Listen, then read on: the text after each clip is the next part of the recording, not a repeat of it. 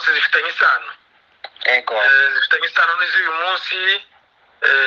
Navuga kuko n'inyigisho za seri zigenda zuzuzanya. Niyo mpamvu nahisemo kugira ngo tuzibukanye kugira ngo mbere yuko tugera ku z'uyu munsi. Ngira ngo uyu munsi iyi ni inshuro ya gatanu.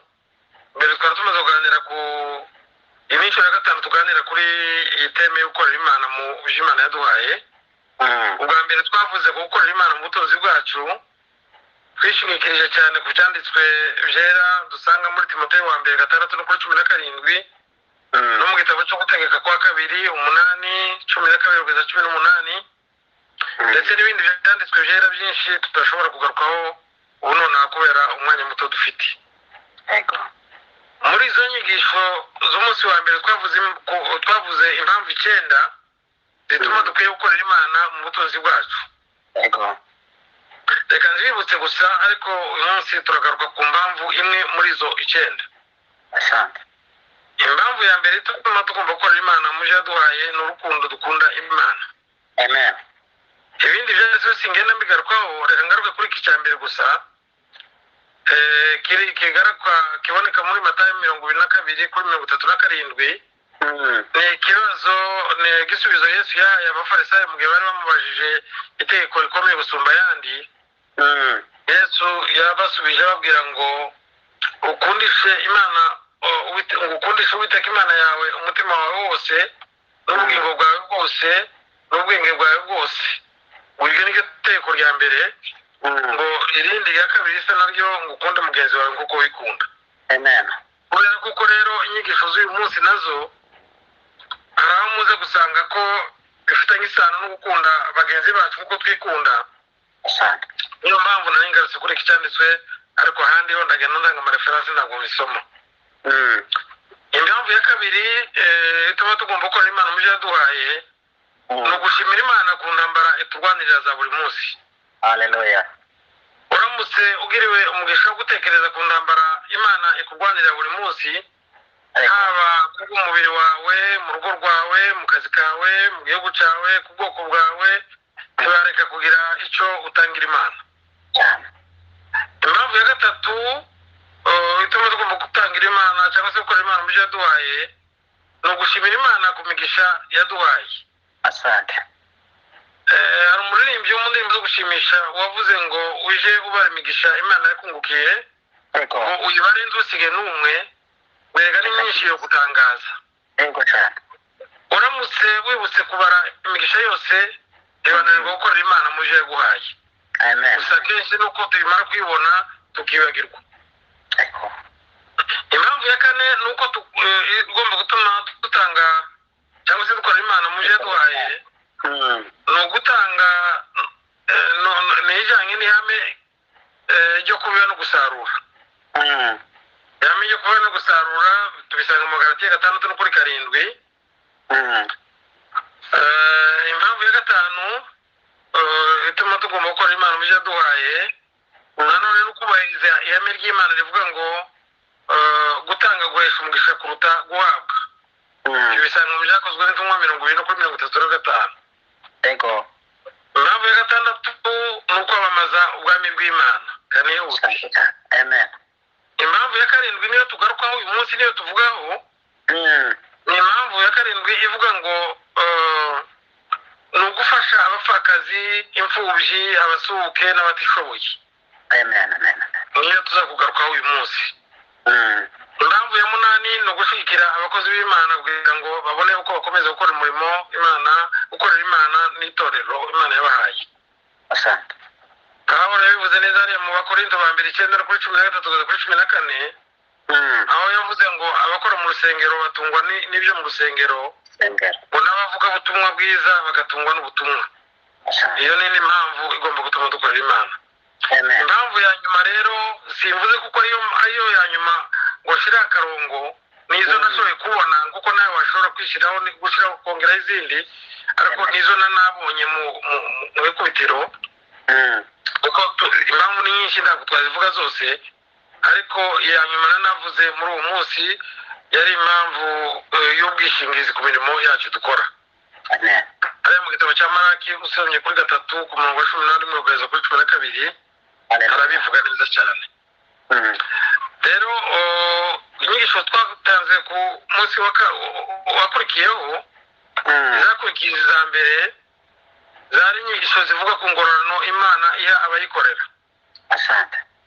Twishingikirije ku byanditswe bibiri ariko reka mvuge kuri kimwe gusa.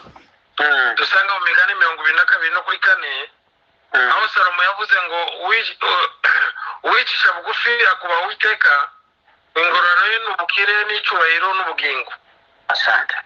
Twashatse kuvuga kubahisha Imana ubutunzi bwacu. Amen. Umunsi inyigisho zakurikiyeho zigira 3 twavuze ku mirimo y'urwibutso ku Mana. Twatanze ingero nyinshi z'abantu bakoze imirimo myiza ibabera urwibutso ku Mana.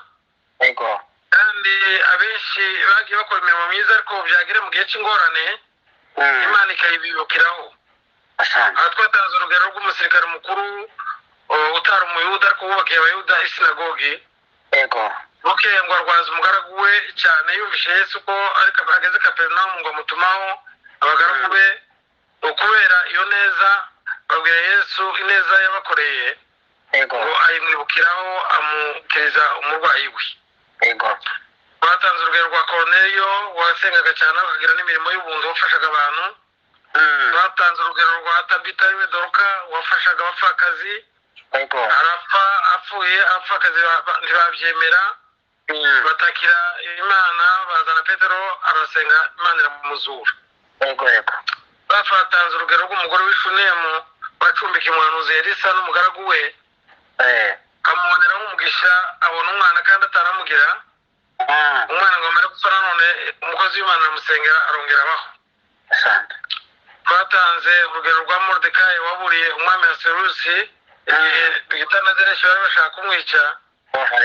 Nanone Imana bukeye Moridekayi burayi ari bupfe Imana iramwibuka nanone imukiza kuri iyo mirimo. Ni myinshi cyane. Rero ubwa nyuma inyigisho za nyuma tuheruka twavuze kugira umutima unyuzwe utuma ukorera Imana mu byo yaguhaye. Buriya biragoye kuba wakorera Imana udafite umutima unyuzwe. Twashingiye ku cyanditswe kiri muri Timoteyo wa mbere 6 no kuri 6 kugera kuri 10. Aho Pawulo yavuze ngo icyakora ko kubaha Imana yo gufatanyije no kugira umutima unyuzwe ngo kuvamo inyungu nyinshi. Buriya utaratahuye ibanga ryo kunyurwa ntushobora kugira icyo wakora, ntacyo wakorera Imana, ntacyo wafashamo n'abantu. Rero mu gukomeza no izo nyigisho kuko navuze kuko ari seri, nagira ngo uyu munsi tuganire Imana yashyize ku mutima ijambo rivuga ko ituro rinezeza Imana cyangwa se ibitambo binezeza Imana. Ariko kubera kuko tukiri mu gihe cya kera aho bakoreshaga ibitambo bijokeje, mu mwanya w'ibitambo reka tuvuge ituro n'ibyo twumva neza. Hanyuma rero turaza gusoma ibyanditswe bijanye n'ibi ngibi. Turasoma ibyanditswe bigera kuri 3. Turasoma mu Baheburayo 13 no kuri 16. Tuzi gusoma muri Yakobo 1 no kuri 27. Dusome muri Yesaya 58 no kuri 6 kugera kuri 12. Nakomeje kurwana nuko nita inyigisho umutwe w'ijambo uyu munsi.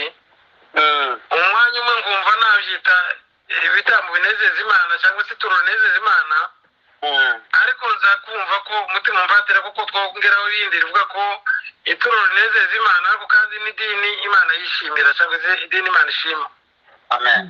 Uko numvishe ko bijanye n'ibyo ashaka kuvuga. Hanyuma rero reka dusome ibyo byanditswe ngo 3, bibiri n'ibigufi ikindi n'igikacu kirekire ariko ntabwo dutinda cyane. Tumenye kuko nubwo tugiye gusoma turimo turavuga ibitambo binezeza Imana cyangwa se ituro rinezeza Imana, hanyuma n'idini Imana ishima. Abaheburayo 13 kuri 16 haravuga ngo kugira neza no kugira ubuntu ntimukabyibagirwe. Amen. Kuko ibitambo bisa bityo ari byo binezeza Imana. Yesu ashimwe. Amen. Kugira neza no kugira ubuntu ntimukabyibagirwe. Kuko ibitambo bisa bityo ari byo binezeza Imana. Amen. Muri Yakobo igice cya mbere no ku murongo wa 27 haravuga ngo idini ritunganye kandi ritanduye imbere y'Imana Data wa twese ni iri, ngo ni ugusura imfubyi n'abapfakazi mu mibabaro yabo no kwirinda kutanduzwa n'iby'isi. Buriya amadini ni menshi mu gihugu kandi yose avuga ko yemera Imana, ariko Yakobo yaravuze ngo yabihurije hamwe na Yesaya. Turaza kubibona urumva kuko haba mu isezerano rya kera Yesaya yarabivuze, haba mu isezerano rishya Yesaya yarabivuze, kubera ko babona kuko harimo amadini menshi kandi yose avuga kuko yemera Imana, ariko bo idini nyakuri bavuze Yakobo yaravuze ngo idini ritunganye kandi ritanduye imbere y'Imana, ngo nirisura imfubyi n'abapfakazi mu mibabaro yabo, ngo kandi ngo bakirinde kutanduzwa n'iby'isi. Hanyuma reka turangize muri Yesaya 58 umurongo wa 6 kugeza ku wa 12. Ngaho hari dutoya dusoma. Tutarasoma ugeze kuri muri icyo gice cya Yesaya, titire nyine iravuga ngo idini itaryarya niyo Imana ishima. Iyo titire ya kino gice, titire iravuga ngo idini itaryarya niyo Imana ishima. Kubera ko ari harehare turasoma gusa duhere ku murongo wa 6 tumanuke hepfo. Haravuga ngo ahubwo kwiyiriza ubusa nshima nuko mwaje mubohora abantu ingoyi z'urugomo, mugahambura imigozi y'uburetwa, mukarenganura abarengana, kandi mugaca iby'agahato byose. Murongo wa 7, kandi ukarekura ugatanga ibyo kurya byawe, ukagaburira abashonje, ukazana abakene bameneshejwe, ukabashyira mu nzu yawe, wabona uwambaye ubusa ukamwambika, ntiwirengagize bene wanyu. Hanyuma rero imirongo yindi iza gukurikiraho iravuga ku migisha myinshi Imana yateganyije ku bantu bita ku bashoboye, cyangwa se ku bantu bita ku batishoboye no ku bantu barengana. Kuko rero ku bantu bashoboye kwita ku batishoboye bakabitaho, hari imigisha Imana yabateganyirije, iyo nagira ngo dusomeho. Ariko hari ukuntu kirimo nsoma ino migisha, narebye verisiyo 2 Bibiliya, ijambo ry'Imana na Bibiliya yera, nsanga hari ukuntu hari amagambo amwe ari muri Bibiliya ijambo ry'Imana avuga neza ashatse gusa n'ururimi rwacu umva ariyo yumvikana, nubwo atariyo nakoresheje, ariko hari amwe ngenda mvuga mu bukeya. Ku murongo wa 8 haravuga ngo maze rero umuco wawe uzahera ko utambike nk'umuseke, ubukire bwawe buzatoha vuba, gukiranuka kwawe kuzakuja imbere, kandi icyubahiro cy'Uwiteka kizaba kigushoreye. Kuri uyu murongo wa 8 ku bafite igitabo cya Bibiliya ijambo ry'Imana haravuga ngo nimugenza mutyo. Kugenza gutyo bashaka kuvuga ni iki? Ni iriya mirongo twavuze ya mbere, ngo nurekura ugatanga ibyo kurya byawe, ukagaburira abashonje, ukazana abakene bameneshejwe. Ibyo ngibyo ngo niyo yavuze ngo nimugenza mutyo, umuco wanyu uzaba nk'umuseke utambitse. Hanyuma rero wagera ku murongo wa 9 akavuga ngo maze nutabaza Uwiteka azagutabara, nutaka azavuga ati ndi hano. Kadusubire tuje ku murongo wa 10. Ku murongo wa 10 haravuga ngo niwihotorera umushonji ugahaza umunyamubabaro, umuco wawe uzahera ko uvire mu mwijima. Hanyuma rero muri cya gitabo cya Bibiliya ijambo ry'Imana yo haravuga ngo nimugaburire abashonje, mukita ku bakandamizwa, umuco wanyu uzamurika mu mwijima, icuraburindi ribazengurutse rizaba nk'amanywa. Ku murongo wa 11 mwihangana tugiye kurangizaho gusoma. umurongo wa 11 akavuga ngo Uwiteka azaje kuyobora azahaza ubugingo bwawe mu gihe cy'amapfa uzaba nk'urutoki rw'uhirwa kandi uzaba nk'isoko y'amazi idakama. Iyi ni ya migisha turimo tuvuga Imana iha abantu bita ku bakene, bita ku mfubyi, bita ku bapfakazi, bita ku batishoboye, bita ku basuhuke. Imigisha Imana izabaha niyo iyi Yesaya yakomeje kuvuga ngo ndetse kuri 12 baravuga ngo n'abazagukomokaho bazubaka mu matongo ya kera yasenyutse, uzongera gushinga imfatiro zariho ku ngoma nyinshi, kandi uzitwa uwica ibyo kandi usibura inzira zijya mu rugo. Muri Bibiliya ijambo ry'Imana nasomye kuri uyu murongo numva havugitse neza naho havuga ngo ku bantu bitaye kuri abo bantu ukuntu urubyaro rwabo ruzamera, aravuga ngo amatongo yanyu azongera yubakwe, muzayubaka ku misingi ya kera, muzitwa abasanyi b'inkuta zasenyutse, muzitwa kandi abasibura inzira kugira ngo zongere zinyurwemo. Amen. Amen. Kubera ibihe bibi by'intambara ziri mu gihugu cyacu, ibihe by'ubugome bukabije bukorerwa ubwoko bwacu, ibihe by'akarengane gakabije ubwoko bwacu burimo kunyuramo, byatumye tugira imfubyi nyinshi n'abapfakazi benshi. Mu by'ukuri batagombye kwitwa abapfakazi kubera ko bari mu gupfakara bakiri bato cyane, hagati y'imyaka 18 kugeza kuri 30 baba bakiri abakobwa bato, ariko bagapfakara. Nabangi reka nagira ngo mbaheze gusa urugero ruto.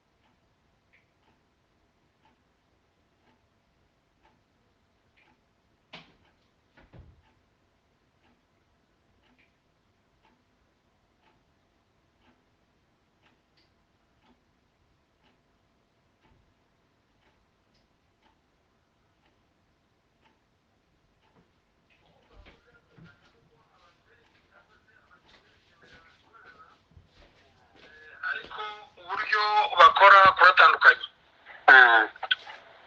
Hanyuma rero Imana twemera, Imana twizeye, Imana twiringiye ntabwo iboneka ku mugaragaro, ahubwo ibonekera mu bantu bayo. Ni nayo mpamvu yavuze mu gihe cy'irema ngo tureme umuntu asa natwe, nuko yari izi kuko mu gufasha abantu izajya yifashisha cyangwa se izajya ikoresha abantu mu gukemura ibibazo by'abandi. Ubundi iyo umuntu akenye, iyo udafite akazi, iyo uri impunzi, iyo usaba Imana ngo igukure mu kibazo cy'ubukene ufite, igukure mu kibazo cy'ubuzima bwo ufite, Data wo mu ijuru agira neza akakumva. Nimba ari akazi utari ufite, Imana ikaguha akazi, Imana ikaguhindurira ubuzima. Abenshi turabahamya uko Imana yagiye ihindurira abantu ubuzima, ibakura mu buzima bw'ubukene, ibakura mu buzima bw'ubutayu, ibakura mu buzima bw'ubuhunzi, ibakura mu buzima bw'inkambi. Abantu bakaba ubungubu bari mu mazu meza, abantu bakaba barya neza, bakaba bambara neza, bakaba barahinduriwe amateka, barahinduriwe ubuzima. Ariko rero icyo tuza twibagirwa nuko iyo wasenze imana ngo ikugire neza ntabwo wamugisha imana iguhaye aba ari uwo ugomba kugarukira iwawe wenyine, ntabwo ari uwawe wenyine cyane, ni umugisha ugomba gusangira n'abandi benshi batishoboye. rero iryo ni ryo turo ry'imana ugomba gukora. ituro rinezeza imana ni ituro utanga unezerewe, ituro utanga rivuye ku mutima, ituro rivuye ku mutima w'impuhwe n'imbabazi. iryo turo rinezeza imana. ituro ry'umutima umenetse, umutima wuzuye impuhwe n'imbabazi, umutima uzirikana, umutima wita ku mfubyi n'abapfakazi. Nashatse ko uyu munsi tuganira ku ituro ryo gufasha imfubyi n'abapfakazi mu mibabaro yabo. hariya mu gitabo cya Yeremiya 49 no ku murongo wa 11 Imana yabwiye Yeremiya ngo siga imfubyi zawe nzazirera, ngo n'abapfakazi banyizere. Zaburi ya 68 no ku murongo wa 6 Dawidi yaravuze ngo Imana iri mu buturo bwayo bwera, ngo ni se w'imfubyi kandi ni umucamanza urengera abapfakazi. kugira ngo Imana ibwire Yeremiya ririya jambo ngo siga imfubyi zawe nzazirera, ngo n'abapfakazi banyizere, cyangwa se kugira ngo Imana ivugishe umwami Dawidi ngo Imana ni se w'imfubyi n'umurengezi w'abapfakazi, ntabwo Imana ariyo yari kumanuka ku isi ngo irere ziriya mfubyi mu buryo bugaragara, ngo irengere bariya bapfakazi mu buryo bugaragara. ariko Imana kuko yaturemye mu shusho yayo, kandi twaremewe imirimo myiza muri Kristo Yesu, nk'uko Pawulo yabivuze hariya mu Efeso 2:10, ni ukuvuga ko Imana yari izi kuko ari twebwe izakoresha. twebwe tukiriho, twebwe tugifite ubuzima, twebwe tugigenda, twebwe tugifite imirimo yo gukora tugahembwa, twebwe tugifite umwuka w'abazima, twebwe tugifite ubushobozi, ni twebwe Imana izakoresha kugira ngo igaragare ko tugira ngo ikemure bya bibazo by'imfubyi, ikemure bya bibazo by'abapfakazi. rero ikibazo aho cyaba ikibazo ni ukubyibagirwa. turamutse tubyirengagije cyaba ari akaga kanini, turamutse tutabitahuye byaba ari ikibazo kinini. umugaragu w'Imana Mose abwirijwe n'Uwiteka, Imana yamubwiye amagambo akomeye ateye ubwoba. narasomye numva n'amagambo ateye ubwoba. usomye hariya mu gitabo cyo kuva 22 ku murongo wa 21 ukagera kuri 23. Mose ahumekewe n'Imana, Imana yaramubwiye kuri 21 iravuga ngo ntiyakagire umupfakazi cyangwa imfubyi mubabaza. ku murongo wa 22 muri tagisi cya 22 mu kuva hakavuga ngo nubwira icyo ubabaza na gato, uvuga ko nubwira icyo ubabaza imfubyi cyangwa umupfakazi ngo bakatakira, ngo sinzabura kumva gutaka kwabo. umurongo wa 23 wandeye ubwoba cyane, hakavuga ngo uburakari bwanje bukagurumana kabicisha urwota, abagore banyu namwe bakaba abapfakazi, abana banyu bakaba imfubyi. ayo ni amagambo akomeye cyane. kandi hari ubwo niyenda ushobora kuvuga ati niyenda aya magambo twebwe ntatureba, ni amagambo yanditse mu kuva, wenda igihe cya kera gusa twebwe ntatureba, ariko ni amagambo atureba cyane. kuko wibuke ko Timoteyo yavuze hariya na Pawulo yavuze hariya muri Timoteyo 2:3-16, yaravuze ngo ibyanditswe byera byose ngo byahumetswe n'Imana, kandi ngo bigira umumaro wo kwigisha umuntu no kumwemeza ibyaha bye no kumutunganya no kumuhanira gukiranuka. Yesu ashimwe cyane. ni ukuvuga ko iki cyanditswe kiri mu kuva, kiriya Mose yavuze hariya twasomye, kiratureba muri iki gihe cy'isezerano rishya cyane, kiratureba muri kino gihe twujuje imfubyi n'abapfakazi mu gihugu cyacu. icyo tugomba kwirinda rero ni ukubababaza. ushobora kuvuga ati ese tubabaza gute ariko reka nkubwire uko tubabaza wenda dushobora no kubikora tutabizi iyo wa mwana w'umukobwa wapfakaye akiri muto umugabo we akamusigira utwana tw'udupfubyi duto adafite uburyo bwo kubatunga kandi bikanamugora gusubira iwabo kugira ngo yongere ashakwe akibuka ko umugabo we yazize kwitangira abandi benshi barimo twebwe ari njyewe nawe akabona abasigaye ntacyo bamufashije arababara cyane Mana tubabarira kandi mu kubabara kwe aratugaya twebwe tukiriho twebwe dufite uko dutunze imiryango yacu yamara kubabara agatakira Imana kandi iyo atakiye Imana ije yumva gutaka kwe none igiteye ubwoba twasanze mu ijambo ry'Imana ryo twasomye nuko ngo iyo za mfubyi n'abapfakazi batakiye Imana birabumva wamaze uburakari bw'Imana bukagurumana igatuma itanga isomo rikomeye ku basigaye ngo abagore babo nabo bagapfakara ngo n'abana babo nabo bakaba imfubyi Imana tubabarire cyane mu by'ukuri ntabwo ari iterabwoba ntabwo ari amagambo avuye mu mutwe wanjye ni ijambo ry'Imana tugomba kuritekerezaho riraducaraginga muri bino bihe tugezemo ni ukuvuga ko rero ziriya mfubyi ziri iwacu bari abapfakazi baba bakiri n'abana batoya bitanze bakitangira imiryango yabo basigiwe n'abagabo babo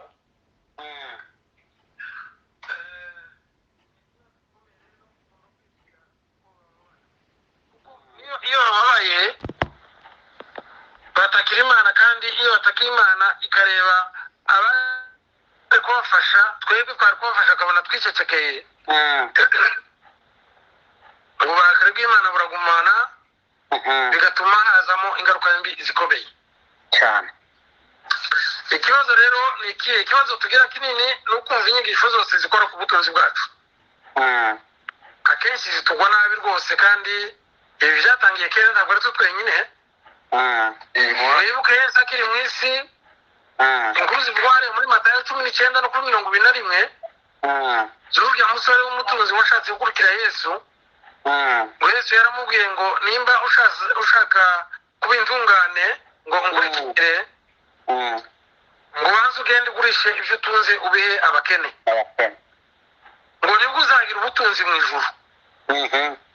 Wa musore yasubiye we amerewe nabi cyane aho tuza twibeshya rero Satani akaturiganya nuko aza turiganya akatwereka kuko ubutunzi dufite ari ubwacu ariko dushingiye kuri kino cyanditse kuri muri Matayo Yesu yavuze yaravuze ngo banze ugende ugurishe ibyawe ngo ubiheze abakene ngo nibwo uzagira ubutunzi mu ijuru.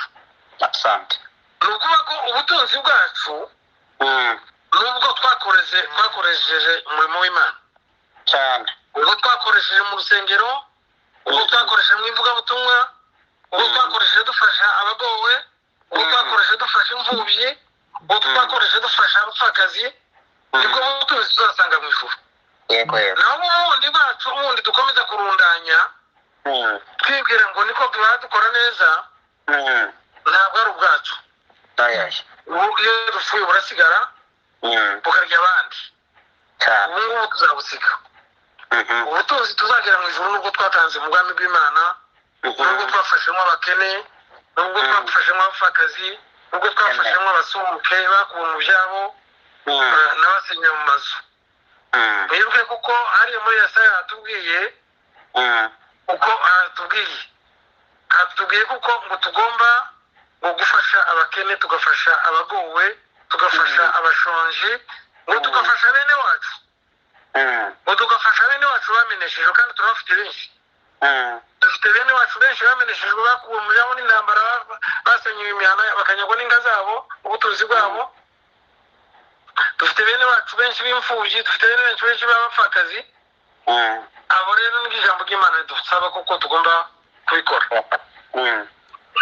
Hari ubwo rero wowe ushobora ko umuntu ashobora kwibwira ati njyewe ntabwo ntacyo mfite, ntacyo nshoboye nafashisha umuntu. Twavuze ngo ituro Imana yishimira ni rivuye ku mutima cyane cyane. icyo waba ufite cyose kivuye ku mutima mwiza, kivuye ku mutima w'urukundo, kivuye ku mutima w'impuhwe, kivuye ku mutima w'ukunda Imana, kivuye ku mutima w'ukunda abantu, yego Imana ishimwe. Imana iragishima cyane. nibyo turi Imana ishima. Yesu yatanze urugero hariya, iyo usomye hariya muri Mariko 12 ku murongo wa 41 ukageza ku murongo wa 44, Yesu ngo yinjiye mu isinagogi bwa nyuma, yicara hafi y'aho baturiraga amaturo yabo, yitegereza ukuntu abantu baturaga amaturo. Abakire ngo bagashyiramo ibiceri byinshi, ngira ngo icyo gihe ubanza inoti zari zitarahaba. Abakire bakaza ngo bagashyiramo ibiceri byinshi batura, agasubirayo akomeza kubareba, ariko ngo batangaga ku byari bisagutse ku yandi mafaranga yakomeye. None ngo haza kuza n'umukecuru umwe ngo wari ufite amasengi abiri, uduceri tubiri dutoya mu tundi, ariko ngo nitwo yari afite gutari, nitwo yari asigaranye twonyine. ngo natwo aradutanga kubera ko yari afite umutima ukunze Imana. Uko yaritanganye umutima wose, yaritanganye umutima mwiza, yaritanganye umutima unyuzwe, yaritanganye umutima udafite uburyarya. Yesu ngo agiye kuvuga uko batanze amaturo, ngo ashima ryaturo ry'uwo mukecuru, kandi hari abakire benshi bari batanze amafaranga menshi arutaye. Imana rero ijireba hiherereye, ijireba mu mutima w'umuntu, ikareba mu mufuka w'umuntu, ikareba muri konti y'umuntu, ntizimenye kuko ituro watanze waritanze rikuye ku mutima, ikarishima cyangwa ikarigaye. Urabona kuko yatsinye ituro rya wa mukene, rya wa mukecuru wari ufite amasenga abiri gusumba ba bakire bari bafite amafaranga menshi, batanze amafaranga menshi. Niyo mpamvu rero iyo tuvuga gutya ituro Imana yishimira, ituro rinezeza Imana, ni ituro rivuye ku mutima mwiza. Ntugomba kwigaya uko waba umeze kose, ituro waba ufite ryose rivuye ku mutima w'urukundo, rivuye ku mutima w'impuhwe, rivuye ku mutima w'imbabazi, ryogira icyo rikora. Ryogira icyo rikora, ryogira uwo riramera uwo munsi. Kuva kera Imana ikunda abantu batanga banezerewe, kuva kera Imana ikunda ituro umuntu atanga abikuye ku mutima mwiza. Igihe Mose yobokaga ihema ry'ibonaniro, usomye hariya mu Kuva kuri 25 ku murongo wa 1, Imana yabwiye Mose ngo abwire Abisirayeli ngo batange amaturo, ngo kandi ngo azakire gusa ituro rivuye ku mutima, ngo azakire ituro buri wese yatanze yemejwe n'umutima wiwe kuko aritanze, kuko niryo turo ryiza. Ituro ryiza ni ituro rivuye ku mutima, ituro atanze unezerewe. Na Paul yarabivuze hariya ahugura abantu mu bibazo by'ingo zabo, ari mu Bakolosayi 3:23. Paul yaravuze ngo ibyo mukora byose mukore mubikuye ku mutima, kandi mukorera shoboka mukuru badakorera abantu. Nanone kujya amaturo, Paul yarabivuze hariya mu Bakorinto 2:9-7. Paul yaravuze ngo umuntu wese atanga inguko abigambiriye mu mutima we, ngo atinuba kandi adahatwa, ngo kuko Imana ikunda utanga nezerewe. Bene data, mu by'ukuri muri kino gihe dufite ibibazo byinshi bituzengurutse, kandi iyo usoma ijambo ry'Imana riradutsinda. Dufite imfubyi nyinshi zidafite kirengera, dufite abapfakazi benshi badafite babafasha, nta bandi bateze bashobora kubafasha, ni twebwe. Ntibazabona Imana ngo imanuke mu ijuru kugira ngo ibabere umurengezi bavugire, imfubyi ntizabona imana imanutse ngo ibabere ababyeyi babo cyangwa ibabere se nk'uko ijambo ry'imana rivuga, ahubwo ni njye bazabona, ni wowe bazabona. ni ukuvuga ngo turamutse duhuza ubushobozi bwacu rwose twobarengera kandi tukagira icyo dukora. rero mu kurangiza bene data, haleluya, tumenye neza ko ibitambo imana yishimira cyangwa se ituro nezeza imana ari ukugira neza no kugira ubuntu. ugira neza ukayisanga imbere niko bakuru bavuga. tumenye ko idini ritunganye kandi ritaryarya imana ishima ari idini ryo gusura imfubyi n'abapfakazi mu mibabaro yabo no kwirinda kutanuzwa n'iby'isi. iby'isi biri mu kutwanduza cyane, iyo gikomeye ukibagirwa kuko uzayisiga. ariko twese turi abagenzi baje mu ijuru. iyi si turimo igihe gito cyane, kandi ibi byose biturusha, ibi byose tugokera bizasigara hano. amen.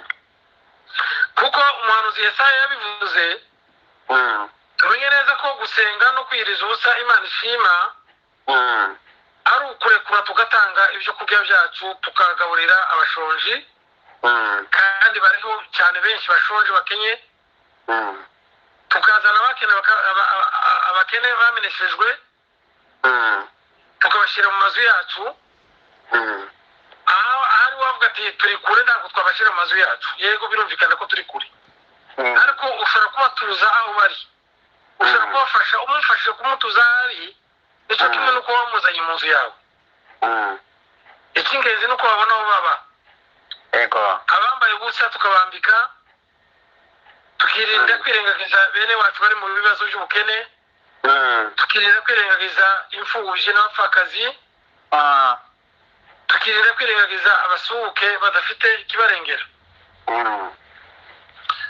ijambo ry'imana tubwiye ko tugomba kwirinda kubabaza imfubyi n'abapfakazi, kuko ngo iyo babaye batakira imana kandi imana ikabumva, iyo imana ibumvise rero ngo itanga isomo rikomeye ku basigaye. abantu batita ku bibazo byabo by'abapfakazi n'imfubyi, ugasanga abagore babo nabo babaye abapfakazi, abana babo nabo bakaba imfubyi. imana itubabarire cyane, twoye kurangara ngo twoye kwita ku bibazo by'imfubyi n'abapfakazi, kugira ngo ejo izi ngaruka zitazatubaho cyane. tumenye neza ko hari imigisha myinshi imana yasezeranyije abantu bagira umutima w'impuhwe, umutima w'urukundo, umutima wo kwita ku mfubyi n'abapfakazi mu bibazo byabo. iyo migisha Yesaya yarayivuze hariya, yaravuze ngo abita kuri abo bantu bakita ku bibazo byabo, ngo umuseke wabo uzatambika, ubutunzi bwabo bakoresheje bita ku mfubyi n'abapfakazi ngo buzatoha cyangwa se buziyongera, ngo icyubahiro cy'imana kizahora kibashoreye kijyana nabo.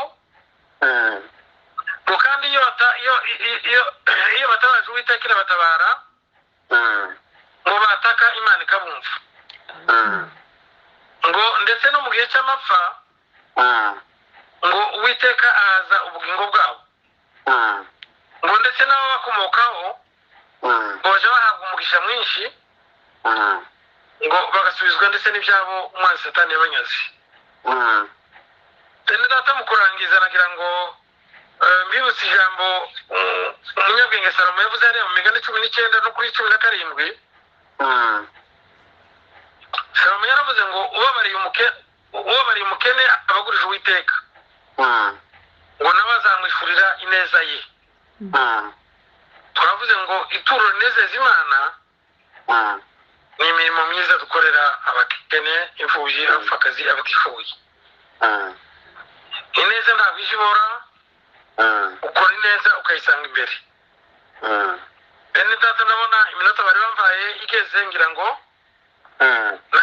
mpagararire aha ngaha twibukanye, kuko ubu ngubu icyo dusabwa ni ugufasha imfubyi n'abapfakazi mu mibabaro yabo, tugakorera imana mu gihe tugifite uburyo, tugakorera imana mu gihe tugifite ubushobozi. igihe tugezemo ni igihe cy'ubutumwa bw'ibikorwa.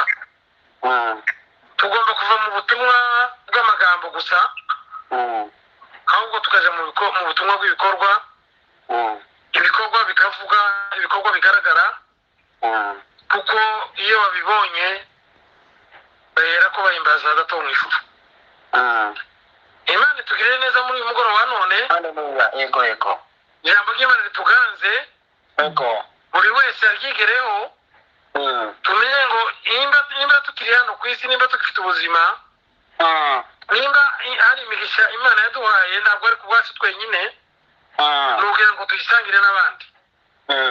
Nimba Imana yaraturinze tukaba tukiriho, abandi baragiye si uko tubarusha ubwiza kandi si uko twe dukiranutse kuri bo, ariko nuko turi mu kizamini cy'Imana kugira ngo Imana irebe niki yadusigaje hano ku isi, niki turimo dukora, niki turimo tuyikorera, niki turimo dukorera umurimo w'Imana, niki turimo dukorera itorero ry'Imana, niki turimo dukorera imfubyi zasizwe, niki turimo dukorera abapfakazi basizwe, niki turimo dukorera abakene n'abasuhuke.